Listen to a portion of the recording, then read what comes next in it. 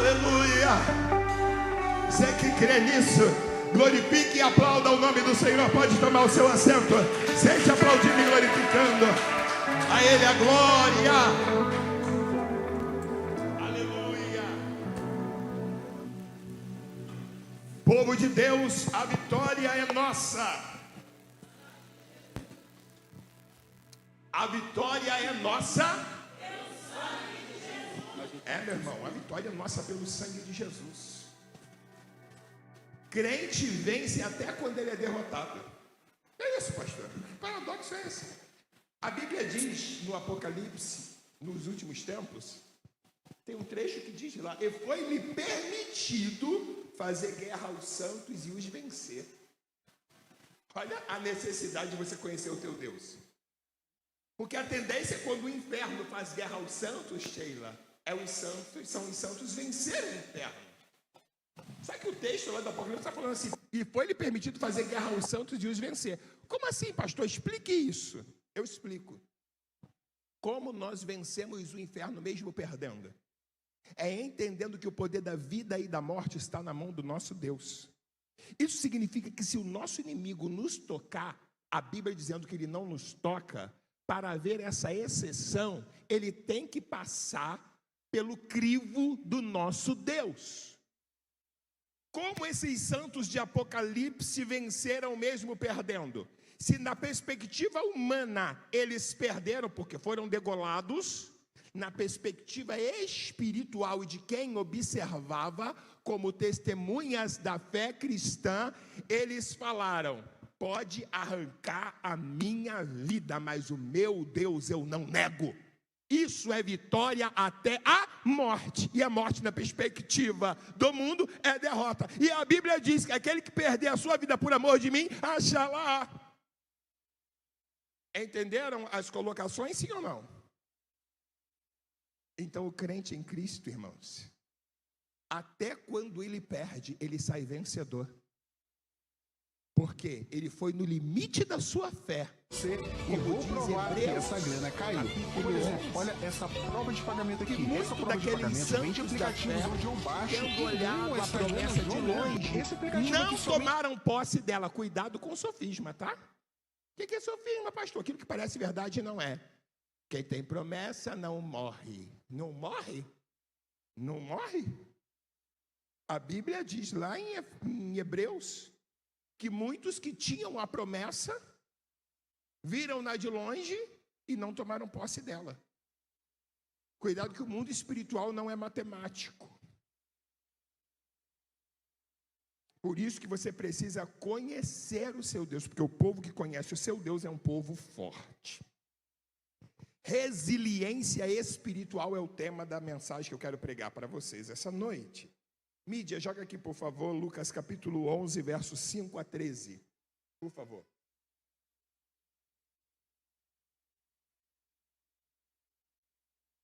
Amém? Rodrigo?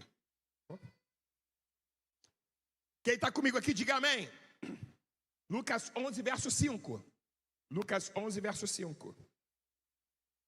Do 5 ao 13. 11, 5, isso. Disse-lhe também: qual de vós terá um amigo, e se for procurá-lo à meia-noite, e disser: amigo, empresta-me 3 pães, pois que um amigo meu chegou à minha casa, vindo de caminho, e não tenho o que apresentar-lhe. Se ele, respondendo de dentro, disser: não me importunes, já está a porta fechada, meus filhos estão comigo na cama, não posso levantar-me para tos dar ou dar-lhe. Digo-vos que, ainda que não se levante a dar-lhes, por ser seu amigo, levantar-se-á, todavia, por causa da sua importunação, e lhe dará tudo que houver mister, que houver necessidade.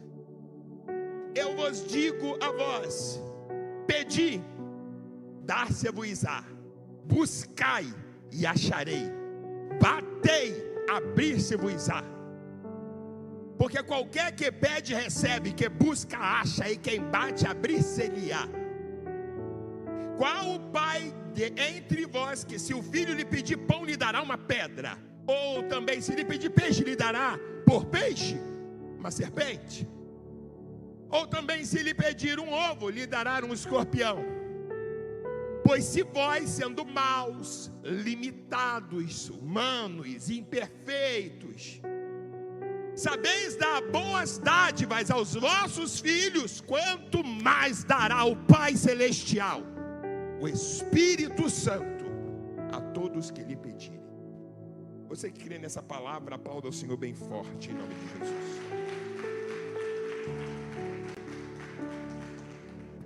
Primeiro eu vou explicar para você, quem é que não conhecia essa parábola, diga amém. Vou explicar para você o cenário, para a gente depois entrar nas lições, tentar fazer isso em meia hora. Claro que eu não vou conseguir, né? Mas vai intercedendo. A Palestina, nós estamos falando de um costume de 12 mil anos atrás. Nós estamos falando de um ambiente em que a hospitalidade era sagrada. Aqui em 2026, no Rio de Janeiro, que as pessoas nos pedem uma informação e a gente acha que ela vai sacar uma faca, uma arma para nos assaltar. Um estranho bate à tua porta, tu não vai mandar ele entrar nunca. Mas nós estamos falando de uma época completamente diferente. E a gente não pode analisar os tempos bíblicos com a nossa mentalidade de hoje. Senão nós faremos a Bíblia dizer o que ela não está dizendo. Vou abrir um parênteses aqui. No primeiro concílio, reunião dos bispos, no caso dos presbíteros da igreja, que houve, foi em Atos 15, verso 28. Pareceu bem o Espírito Santo não vos impor mais encargo algum, a não ser essas 4 coisas necessárias. Porque tinha a lei de Israel, a lei de Moisés. Eles achavam que tinha que seguir a lei de Moisés até os gentios que se convertessem. Eles tinham que se converter à lei de Israel, primeiro ser circuncidado para ser salvo. Então tem o concílio falando, não, negativo, Jesus é o suficiente. Porém, nós não vamos impor mais encargo algum, a não ser essas coisas necessárias. Que vos abstenhais do sangue, da carne sufocada, da prostituição e da idolatria. Quem já recebeu uma visita de testemunha de Jeová na sua casa? Diz amém. Eles fazem a coisa certa do jeito errado. Eles vão na sua casa, sim, é verdade, mas eles não vão pregar que a salvação é só através de Jesus Cristo, que Jesus é o caminho, a verdade e a vida. Eles não vão pregar que a nossa salvação foi o motivo principal de Jesus Cristo vir à terra. As doutrinas, eles não vão na sua casa ensinar que o Espírito Santo é um ser pessoal. Eles negam a divindade de Cristo. Se você pegar uma tradução do Novo Mundo, toda vez que a palavra Deus estiver dirigindo-se a Jesus, na tradução do Novo Mundo, vai estar com D minúsculo, mostrando que Jesus é até um Deus, mas um Deus menor, caindo no politeísmo. Mas não vamos entrar nesse mérito hoje, tá? Deixa eu abrir um parênteses aqui. No calendário de 2026 voltará para ficar o domingo do Senhor, mas não vou falar sobre isso hoje, tá? Pois bem, então eles pegam a passagem de Atos 15, 28 para falar que Deus proíbe transfusão de sangue. Olha aqui, ó, a Bíblia está dizendo abster-se do sangue. Só que você tem que entender, irmãos, a mente bíblica raciocina. Eu não quero que você seja um papagaio que repita o que eu falo. Eu quero que você pegue o que eu falo e raciocine. Pense com a sua própria cabeça. A mente bíblica não é que recita versículos. A mente bíblica é aquela que consegue perpassar de acordo com a ótica que o escritor sagrado estava dizendo quando ele escreveu há 12 mil anos atrás. Vou repetir. A mente bíblica, quem falou isso foi um teólogo inglês chamado John Stott. A mente bíblica não é a que recita versículos, mas é aquela que pensa com a mente do escritor. Aí eu pergunto a vocês, quando o escritor, em Atos 15, 28, há 12 mil anos atrás, ele disse assim: pareceu bem ao Espírito Santo vos abster de prostituição. Dizem que é a profissão, se é que pode se chamar de profissão, mais antiga do mundo. Prostituição, há 5 mil anos e hoje é a mesma coisa, sim ou não? Sim ou não, igreja? Sim. Idolatria é a mesma coisa, sim ou não? Mudou apenas os ídolos.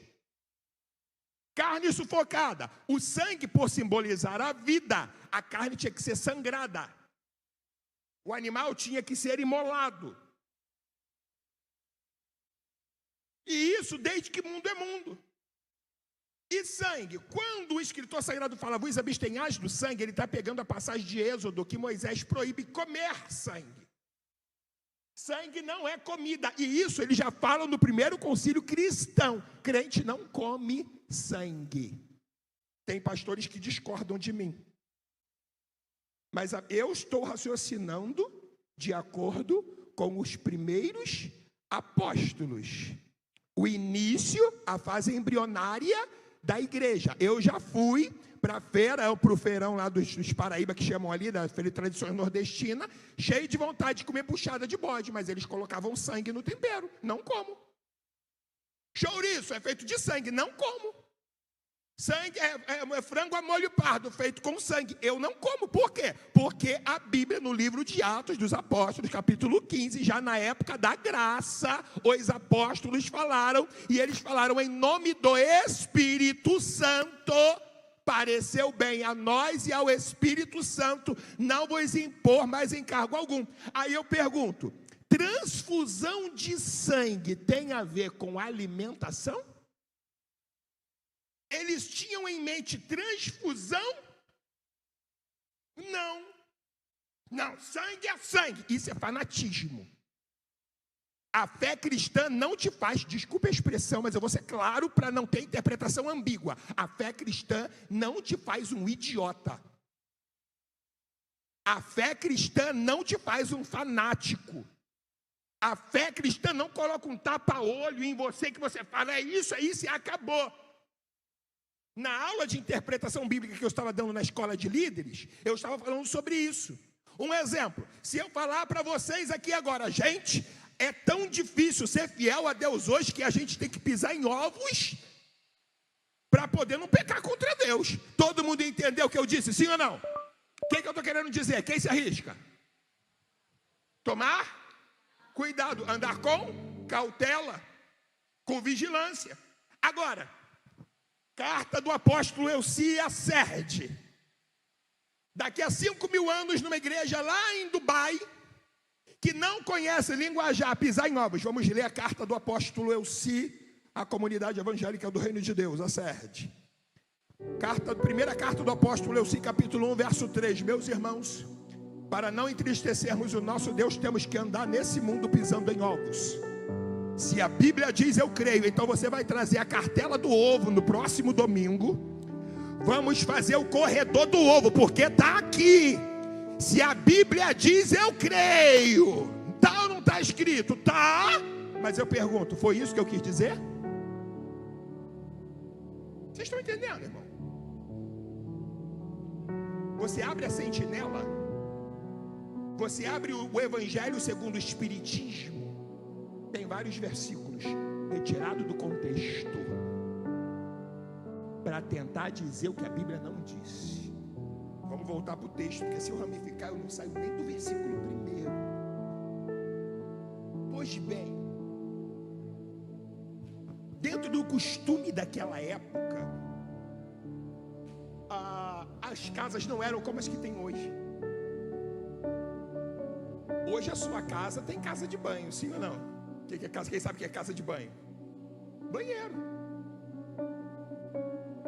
Algumas casas, até no Brasil, mas na África, não tem o que eles chamam de casa de banho, é uma coisa à parte. Naquela época era à parte também. Naquela época as pessoas dormiam cedo, não tinha luz elétrica. Naquela época as lamparinas para funcionavam com óleo, e a luz das lamparinas eram fracas, e óleo era muito caro, óleo era uma especiaria muito cara. Então as pessoas acordavam com os passarinhos, como dizemos hoje, e dormiam com os passarinhos também. Naquela época, não tinha iluminação pública, as pessoas dormiam cedo. As aldeias ali da Galileia, onde Jesus passou grande parte do ministério dele, o sol se punha, o dia acabava para eles. Tanto é que é na viração do dia que para eles o dia mudava. Sábado para eles não é na virada de meia-noite de sexta para sábado, não. É quando o sol se põe nas 6 horas da tarde de sexta-feira. Era normal as pessoas trabalharem e dormir cedo. Casa era pequena. Outra coisa que você tem que ter em mente: a casa era pequena. Diferente da sua, minha casa tem 3 quartos, 3 salas, 3 banheiros. Enfim, casa de outros, me arrependo, tá? Porque dá um trabalho para limpar que só o sangue do cordeiro. Então você quer construir, constrói casa pequena, irmão. Ou tenha bala na agulha para pagar alguma pessoa para poder fazer a faxina, porque não é mole não. Mas vamos lá. Naquela época não. As pessoas eram pobres, dormiam cedo. Eu fiquei imaginando como é que os pais faziam para namorar. Porque era um cômodo só, gente. E na hora de dormir, todo mundo dormia junto. No mesma cama, no mesmo colchão. Tinha algumas casas um espaço à parte para alguns animais. Joga o versículo 7 do capítulo 11 que nós lemos, por favor. Olha o que ele está dizendo aqui.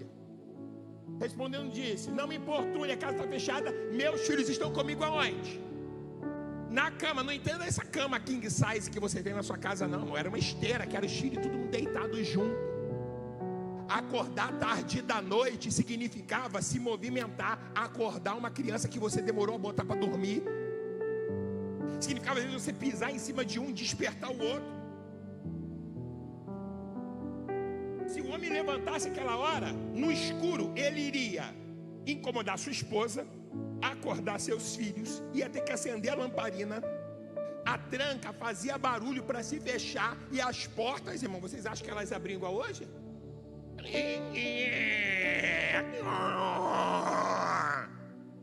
Ou você acha que eles tinham limpa-contato para botar nas portas para poder abrir? Olha só os óbices, os obstáculos, as dificuldades que se tinha.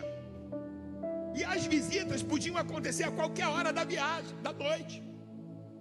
Por quê? Porque muita gente deixava para viajar à noite.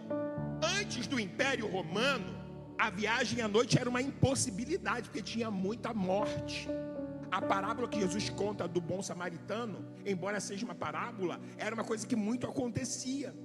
Só que Roma, quando ela conquista, ela instaura uma coisa chamada Pax Romana. Ou seja, eles fizeram sistemas de estradas, tinham tochas que iluminavam as estradas. Não era igual a nossa, mas também não era aquele breu. De quilômetros em quilômetros tinha um posto de soldados romanos que viabilizava naquela época, naquele clima, muitas pessoas viajarem durante a noite sem correr risco com a sua família. Porque quem aguenta andar nesse sol, irmão? Eu peguei carona, soltei ele na Reduc, e na hora de vir para casa, eu falei assim: pô, quer saber? Vou caminhar uns 4 quilômetros. Beleza, se eu não for para academia, fiz o ritmo. Caminhei 1 quilômetro, quando eu cheguei à altura da estação de Campos Elíseos, eu tá amarrado, velho, eu vou pedir um Uber. Até que o Santo Eduardo, aleluia, passou. Ele passou, eu falei: quer me jogar, vai que cola, né? Ô, meu amigo, passou por mim agora. Aleluia, ele entendeu e colou. Da onde, pastor? Pera aí que eu vou passar. Não dá para caminhar nesse sol daqui. Imagina aquele sol da Palestina, irmão. Então era comum as pessoas viajarem à noite. E se as pessoas vão viajar à noite, quando chegar na sua casa, vai chegar no meio da madrugada mesmo. É o cenário que está acontecendo aqui. E agora? E agora, irmão? Era uma vergonha num ambiente que a hospitalidade é sagrada, é uma vergonha tu não ter um pedaço de pão para oferecer àquela pessoa que está caminhando desde cedo na estrada. E aqui eu só estou explicando, eu não estou entrando na mensagem ainda, eu só estou explicando para você o cenário. E depois a gente vai correr aqui com as lições que isso encerra. Para o anfitrião não receber a visita bem, com honra, não era só uma coisa chata, não. Está pensando que, irmão, às vezes, hoje, graças a Deus, não. Hoje, minhas ovelhas são abençoadas, que quando eu chego, eu sinto honrado mesmo nas casas que me chamam. Seja a casa mais simples, a casa mais bela, eu sou tratado com honra. Eu adoro pé de galinha. Eu fui numa casa outro dia, irmão, que tinha pé de galinha, uma panela gigantesca com batata ensopada, aquele caldo grossinho. Aleluia, Jesus. Tinha umas sobrecoxas assim para a esposa que não come pé de galinha. Tinha aquela salada, outra travessa com arroz, outra travessa de feijão, outra travessa de salada, jarro de suco de acerola, feito do pé da casa. Eu, aleluia, gente. Banquete. Eu louvo a Deus. Mas eu já fui, irmão, atender família. E no final, eu saio da minha casa cansado. Eu recebi um copo d'água porque pedi. Graças a Deus, não tem mais esse povo. Jesus teve uma obra com eles em outro cabeça. Eu estou falando isso de anos atrás, tá, irmão? Agora, diga-se de passagem, virando essa página, eu louvo a Deus por vocês. Louvo a Deus. Eu louvo a Deus porque às vezes eu estou em casa, chega barrinhas de chocolate, chega bolos de milho, aleluia. Isso honra, gente. Isso honra. É ótimo se sentir amado. Eu amo vocês e me sinto amado por vocês. Aplauda o Senhor pela sua vida, amém? Aleluia. Agora vamos lá. Não era chato só para o anfitrião, não. Era vergonhoso, era vexatório, era humilhante ele não ter um pedaço de pão. Era tão humilhante que ele se propôs, para não passar uma vergonha tamanha, a incomodar todo mundo que estava na outra casa. Olha só, por favor, ele está sendo aqui importuno e inoportuno, são coisas distintas. Importuno por quê? Vem de importunação, de você insistir. E inoportuno é hora inapropriada. Já viu pessoa rindo no velório? Velório é lugar de rir. Uma pessoa que conta piada no velório é uma pessoa inoportuna. Entenderam a diferença? Amém ou amém? Esse homem está sendo importuno e inoportuno. Ele está insistindo em uma hora completamente inconveniente. Mas para ele pagar esse mico, essa hora, é porque ainda sairia mais leve do que o vexame que seria ser o anfitrião e não ter nada para dar àquele que está batendo na sua porta. Vocês estão entendendo? Amém ou não amém? E para o outro? E para o vizinho? Também seria vergonhoso. Eu não posso me levantar essa hora. Por que você não pode se levantar? Se você não se levantar por sua bondade, tu vai se levantar pelo constrangimento que eu vou te causar. Eu vou bater. Tu acha que naquela hora tinha ações? As casas eram próximas. Bater na porta do outro significava acordar todo mundo da casa, significava acordar a vizinhança. E será que tinha vizinho fofoqueiro naquela época? Quem aqui já escutou vizinho discutir tarde da noite? Diga amém. Fofoqueiro. Eita, aleluia. Brincadeira essa parte. Vamos lá. O outro não está atendendo, não. Se ele não abrir, vai acordar. Os vizinhos vão perceber que eu não quero. Os vizinhos vão perceber que eu não sou generoso. E Jesus está falando, olha só, se esse vizinho egoísta, se esse homem irritadiço, ele parou, abriu e deu o que o outro pediu, quanto mais o teu pai que está no céu. Aqui entra a mensagem. Resiliência espiritual. O que é resiliência? É a capacidade de você permanecer perseverante a despeito da adversidade que você encontra no caminho. Resiliência espiritual é a capacidade de eu estar de pé mesmo quando tudo desaba ao meu redor. Todo mundo está desistindo, mas eu não desisto. Todo mundo larga o osso, mas eu não largo. Todo mundo abandona, mas eu não abandono. Resiliência. Tem um ditado, eu já falei isso aqui, isso corre aí, não sei de quem é essa autoria, que diz que tempos difíceis criam homens fortes. Homens fortes criam tempos de paz, tempos fáceis. Tempos fáceis criam homens fracos. E homens fracos vão gerar tempos difíceis. Nós vivemos nessa época. Nós estamos vivendo tempos difíceis porque muitos homens não agem como homem quando tem que ser.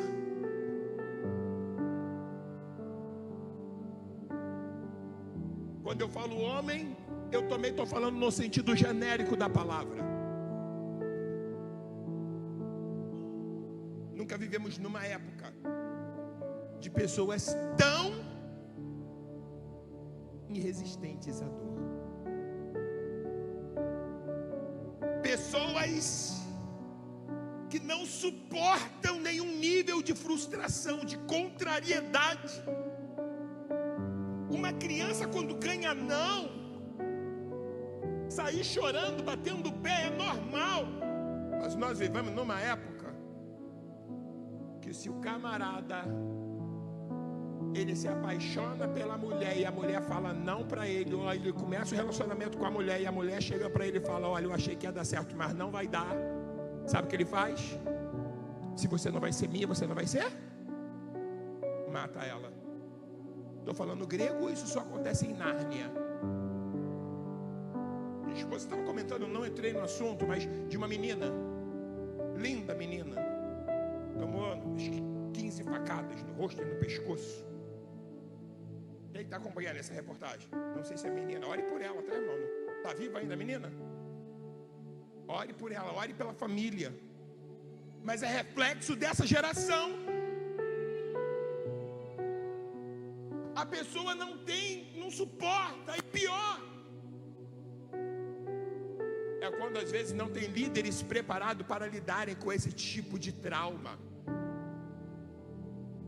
Lá na terra da minha sogra, no ano de 2008, mais ou menos, morreu um jovem, se matou.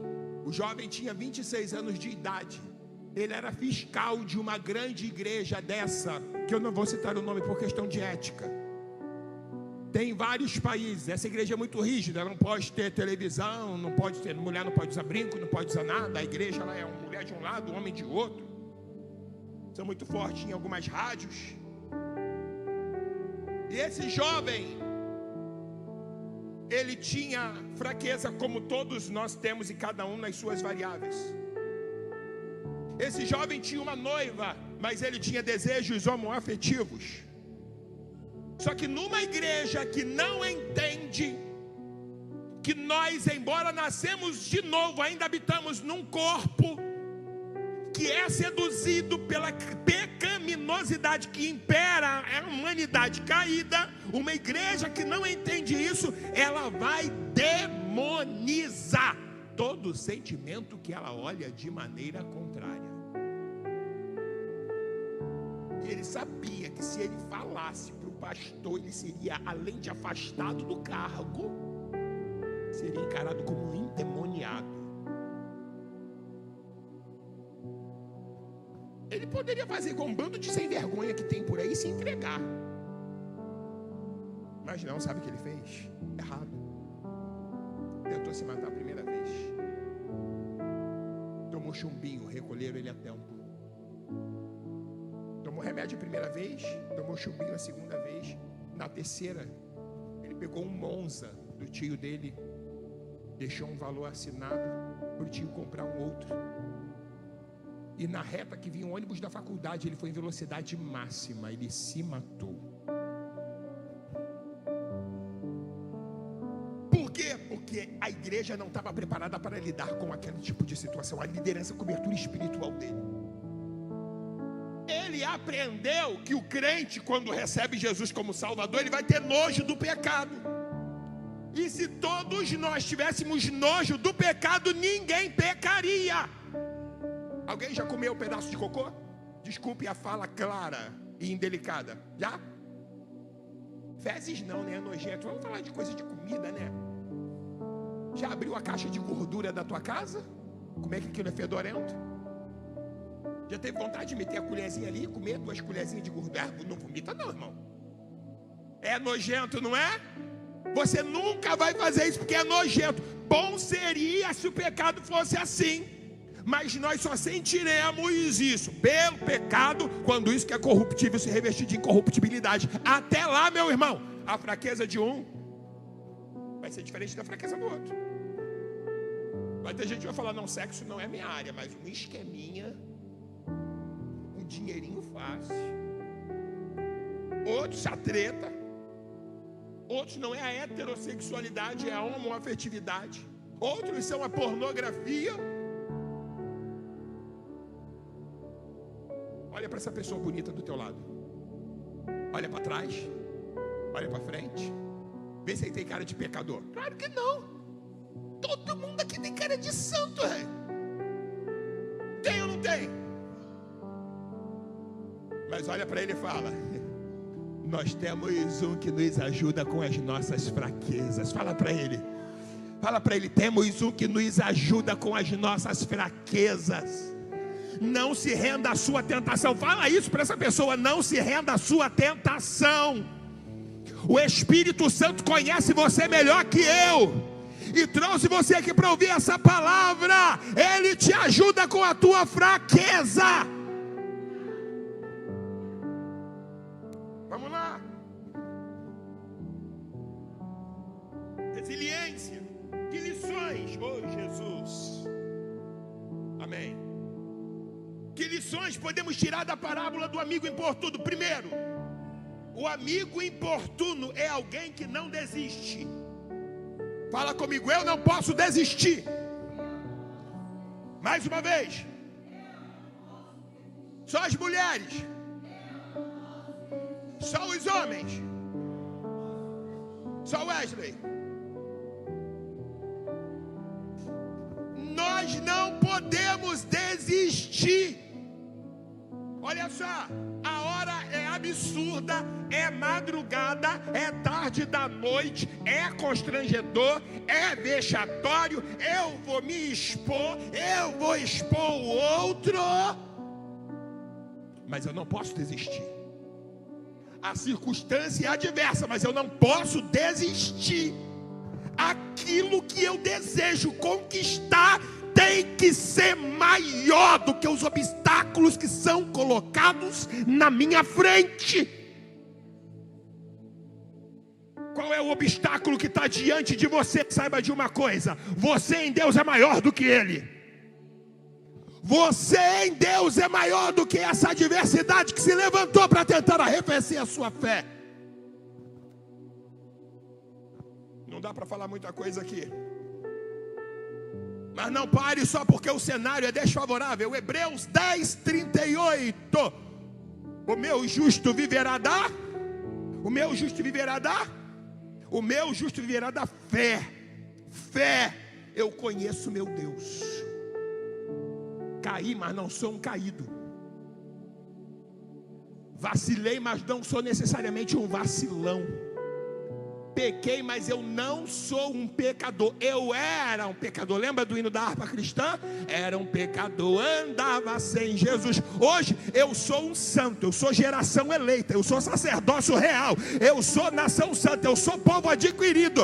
Mas você peca. Eu peco, mas não sou mais escravo do pecado. E o meu pecado não me coloca nas garras de Satanás, porque eu tenho um dono. Esquece essa história de que o pecado dá legalidade para o diabo. O diabo, ele é um ser ilegal nesse mundo. Tu vai pagar pelo teu erro. Pecado é uma bomba que explode na mão de quem o fabrica. Mas o teu pecado não é legalidade nenhuma para Satanás, porque não tem mais nada com ele. Tu foi comprado, tirado do império das trevas. Teu pecado vai fazer tu acertar a conta com o teu Senhor. É Ele quem tem o direito de te corrigir, de te tocar, de te lapidar, de te amassar. Foi Ele que te comprou, foi Ele que te resgatou, foi Ele que morreu por você. Que história é essa? Então tu já está salvo até seu próximo erro. Pecou, mão de Satanás. Se reconciliou, mão de Deus. E mão de Satanás. E mão de... Que conversa é essa, irmão?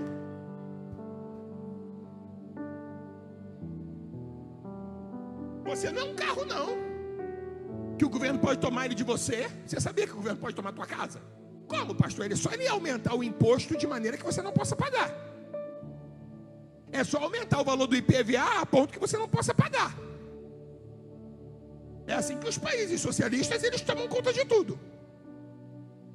Vão aumentando, aumentando, aumentando, porque na verdade nada é teu. Se tu não pagar o imposto, você perde. Mas no mundo espiritual não é assim, não. Olha para o teu irmão e fala: não conversa comigo.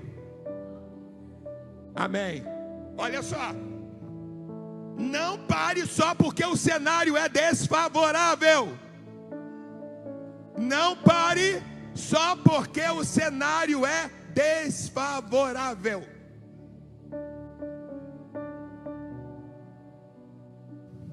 O desfavor, ou a desfavorabilidade, nem sei se existe essa palavra, do cenário, não pode ser um obstáculo para você alcançar. Seu desejo de vencer tem que ser maior. Pastor, o médico diz que eu estou com câncer. Arregaça tuas mangas. Vá para a quimioterapia com todas as tuas forças. Evite alimentos processados, refrigerante. Evite coisas que tornem você mais vulnerável. Pastor, o médico disse que eu tenho que emagrecer, porque senão o colesterol vai, irmão. É uma guerra, irmão, já era. Quem que é maior?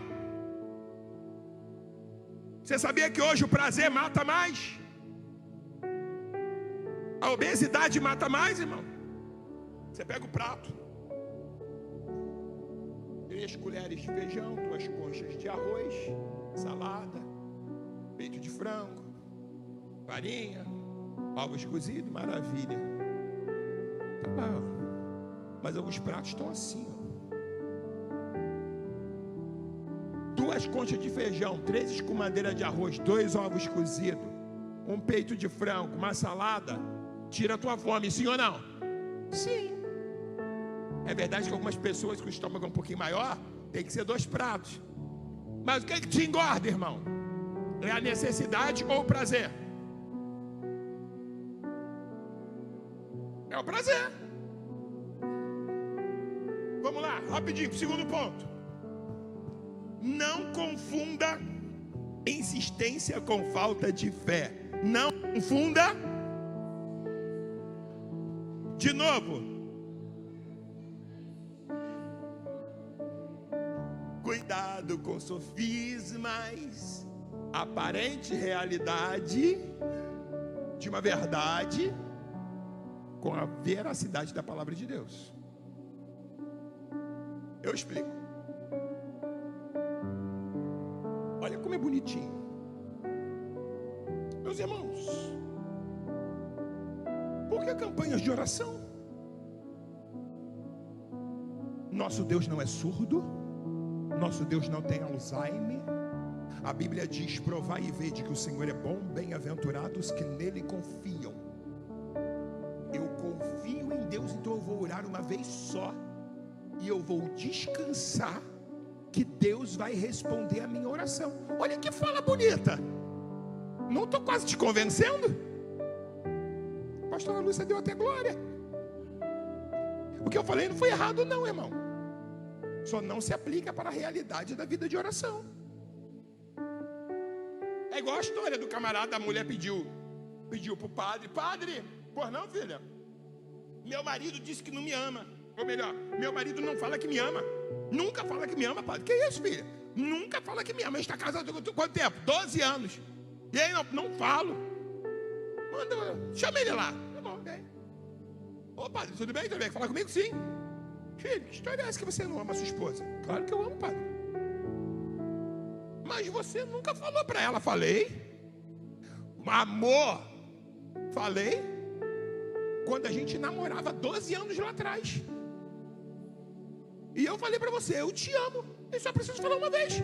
Quando eu mudar de ideia e não amar mais, eu aviso que não amo. Se eu não falei para ela mais nada, é porque meu amor continua de pé. Irmão, acredite, isso aconteceu. Agora no mundo espiritual não, Jesus está ensinando. Insista, persevere. Não, meu irmão, você não precisa ficar insistindo, porque a Bíblia diz, não é pelo muito falar que seremos ouvidos. Não tem nada a ver com isso, da insistência na oração. O muito falar é o que nós conhecemos hoje como rezas.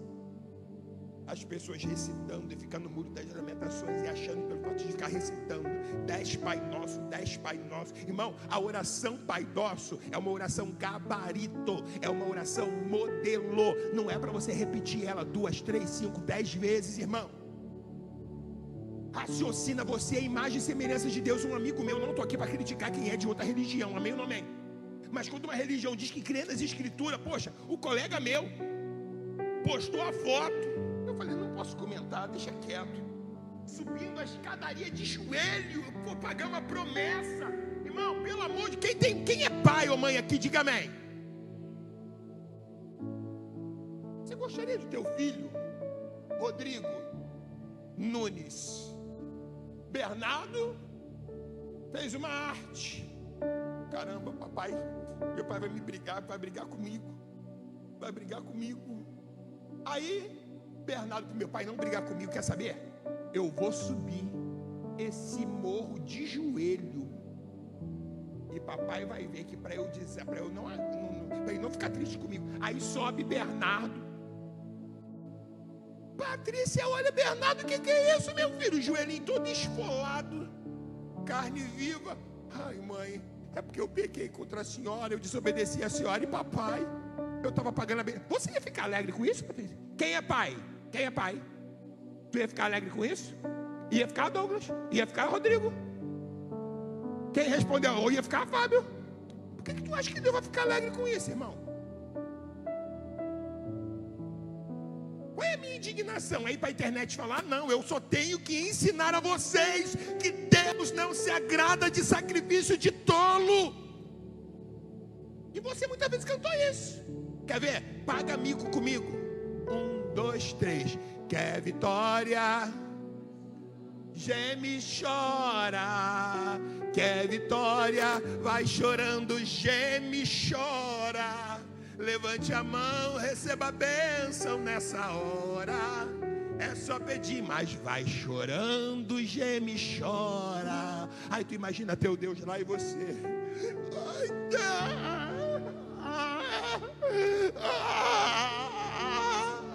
Ai, geme, aí Deus está lá, geme, filho, geme. Filho, que prazer me dá o teu gemido, a tua dor. Mastiga com o dentezinho do seu cérebro. Esse é o Deus da Bíblia, crente. Pastor, eu cresci ouvindo essa música, eu cantei nos coral. Eu também, irmão. Eu também. Ei, preste atenção. Cuidado com certos sofismas. Parece lógico, parece óbvio, mas não é um ensino de Jesus. Insistência é prova de fé.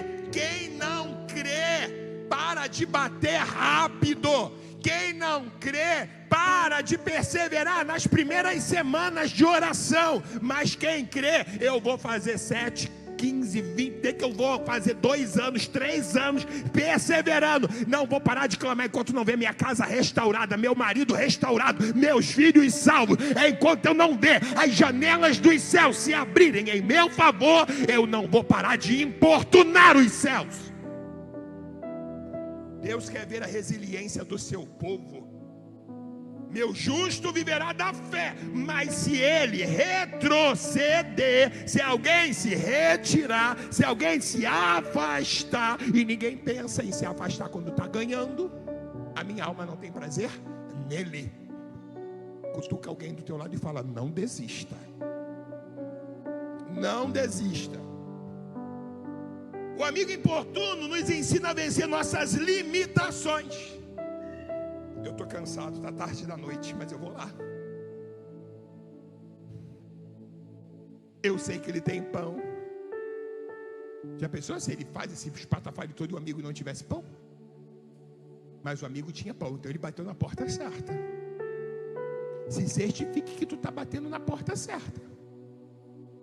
Porta certa é a certeza de que você não ficará frustrado no final.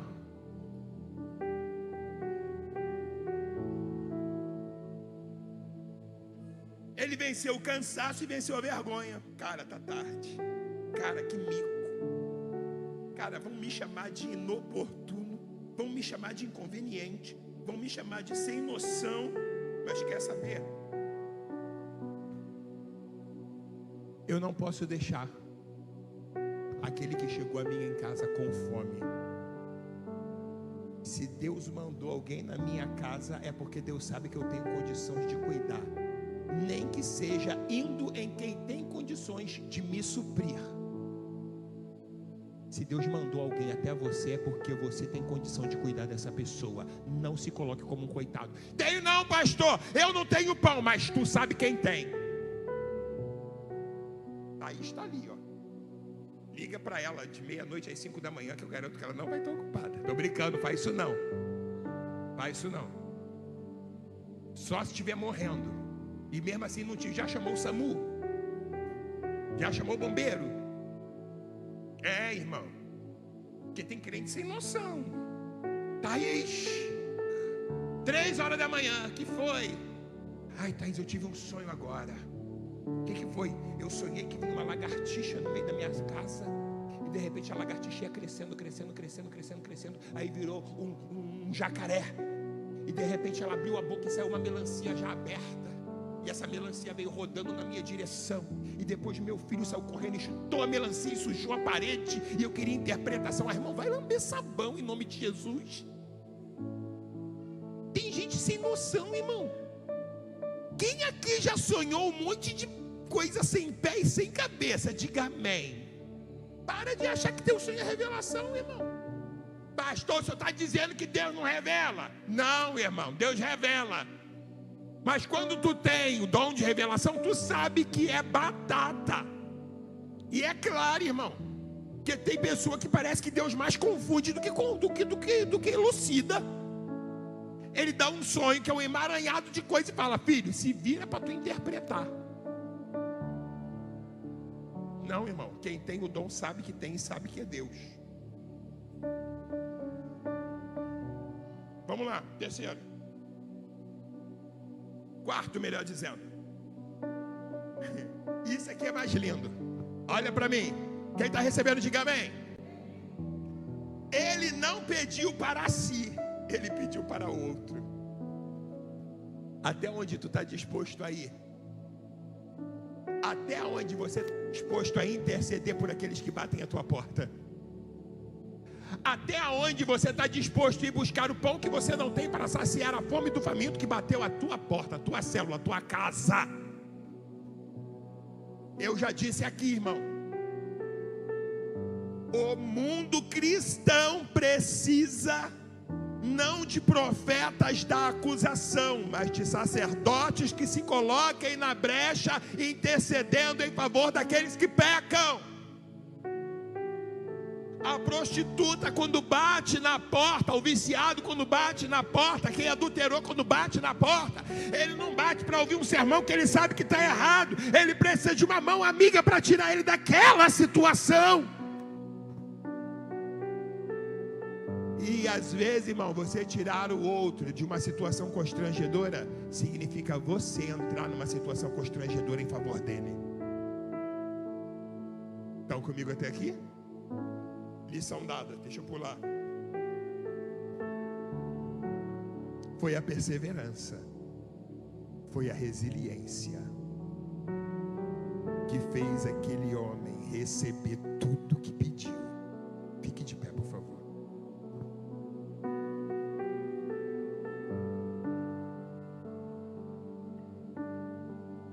Quem recebeu essa palavra, aplauda o Senhor bem forte.